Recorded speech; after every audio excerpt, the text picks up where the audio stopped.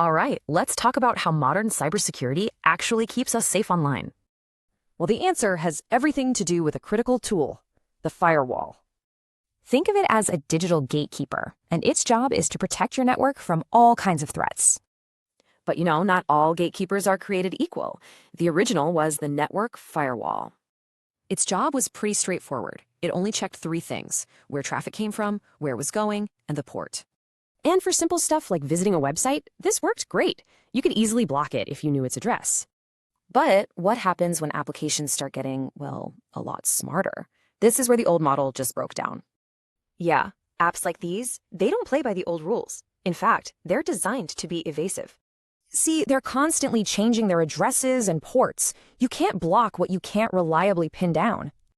So blocking one address became useless. The app would just pop to another one, bypassing the firewall completely.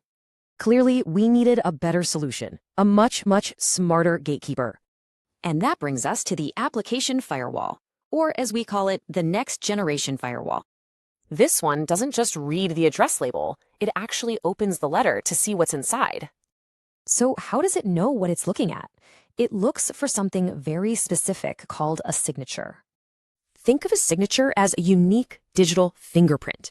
It identifies the app no matter where it's coming from. So it inspects the data, finds that signature, and then blocks the application, not just some random address. It's like blocking a specific person in a building, instead of just blocking the whole building itself. And that's the key. This is why next-gen firewalls are so essential for protecting us today. So firewalls understand apps now. What do you think is next in the cybersecurity arms race? The game is always evolving.